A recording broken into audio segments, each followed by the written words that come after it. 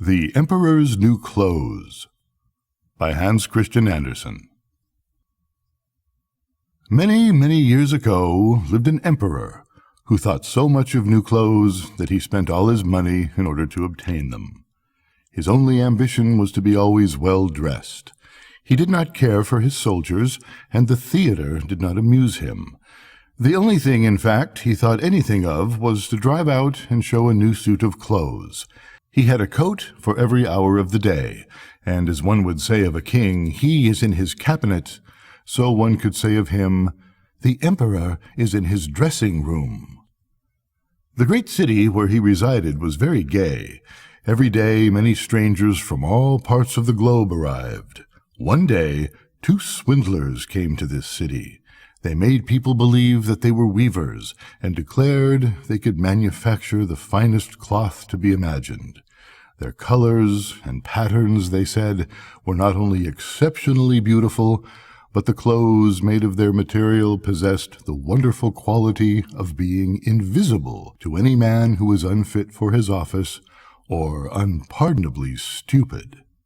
"That must be wonderful cloth," thought the emperor. "If I were to be dressed in a suit made of this cloth, I should be able to find out which men in my empire were unfit for their places, and I could distinguish the clever from the stupid. I must have this cloth woven for me without delay." And he gave a large sum of money to the swindlers in advance, that they should set to work without any loss of time. They set up 2 looms and pretended to be very hard at work, but they did nothing whatever on the looms. They asked for the finest silk and the most precious gold cloth. All they got they did away with, and worked at the empty looms till late at night. "I should very much like to know how they are getting on with the cloth," thought the emperor. But he felt rather uneasy when he remembered that he who was not fit for his office could not see it.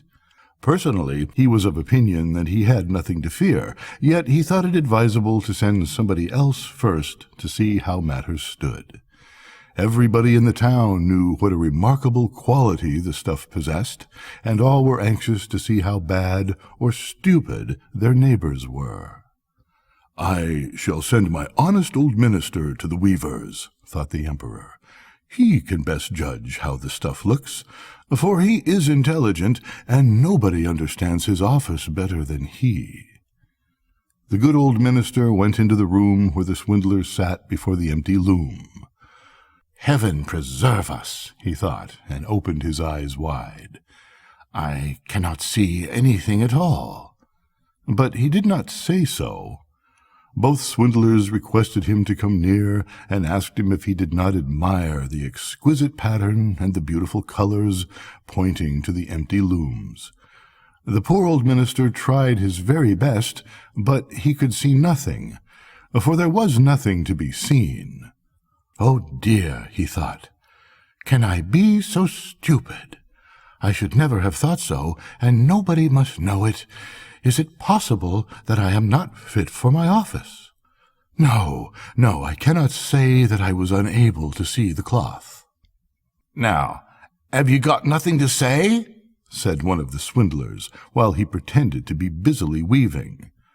"Oh, it is very pretty, exceedingly beautiful," replied the old minister, looking through his glasses. "What a beautiful pattern! What brilliant colors! I shall tell the emperor that I like the cloth very much." "We are pleased to hear that," said the 2 weavers, and described to him the colors and explained the curious pattern.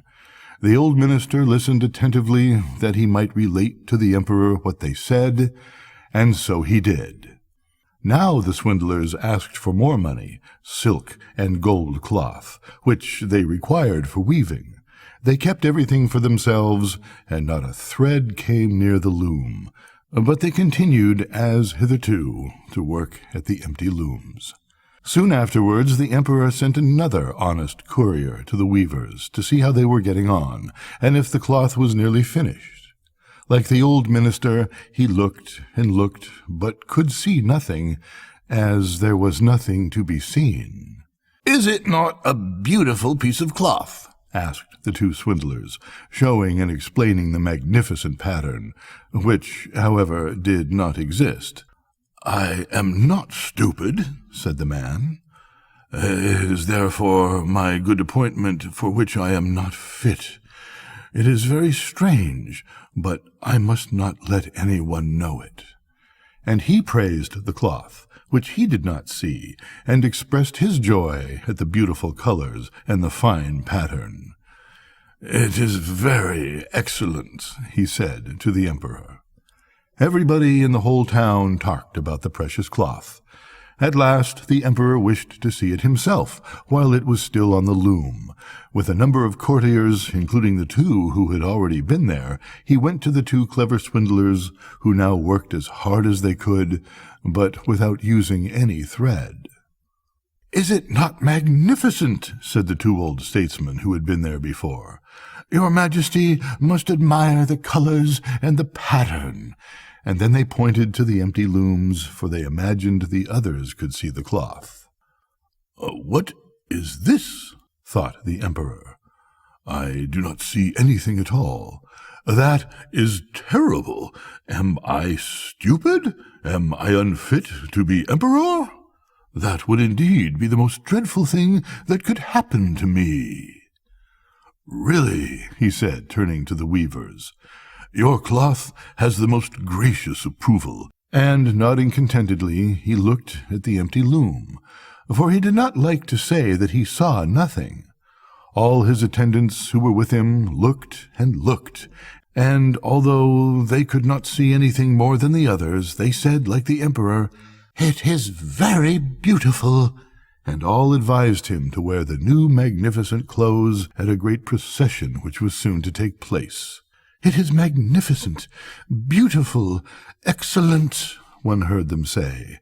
Everybody seemed to be delighted, and the emperor appointed the two swindlers imperial court weavers. The whole night previous to the day on which the procession was to take place, the swindlers pretended to work, and burned more than 16 candles.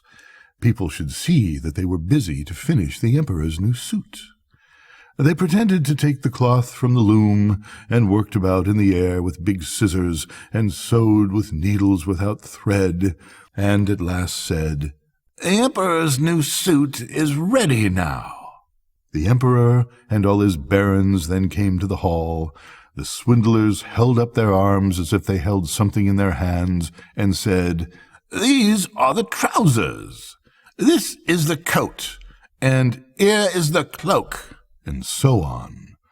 "They are all as light as a cobweb, and one must feel as if one had nothing at all upon the body, and that is just the beauty of them." "Indeed," said all the courtiers, but they could not see anything, for there was nothing to be seen. "Does it please your Majesty now to graciously undress," said the swindlers, "that we may assist your Majesty in putting on the new suit before the large looking-glass?" The emperor undressed, and the swindlers pretended to put the new suit upon him, one piece after another, and the emperor looked at himself in the glass from every side. "Oh, how well they look! How well they fit!" said all. "What a beautiful pattern! What fine colors! That is a magnificent suit of clothes." The master of ceremonies announced that the bearers of the canopy, which was to be carried in the procession, were ready. "I am ready," said the emperor. "Does not my suit fit me marvelously?" Then he turned once more to the looking-glass, that people should think he admired his garments. The chamberlains, who were to carry the train, stretched their hands to the ground, as if they lifted up a train, and pretended to hold something in their hands. They did not like people to know that they could not see anything. The emperor marched in the procession under the beautiful canopy, and all who saw him in the street and out in the windows exclaimed, "Indeed, the emperor's new suit is incomparable! What a long train he has! How well it fits him!" Nobody wished to let others know he saw nothing, for then he would have been unfit for his office or too stupid. Never emperor's clothes were more admired. "But he has nothing on at all," said a little child at last. "Good heavens! Listen to the voice of an innocent child," said the father, and one whispered to the other what the child had said. "But he has nothing on at all," cried at last the whole people. That made a deep impression upon the emperor, for it seemed to him that they were right. But he thought to himself, "Now I must bear up to the end." And the chamberlains walked with still greater dignity, as if they carried the train which did not exist. Good night, Nora.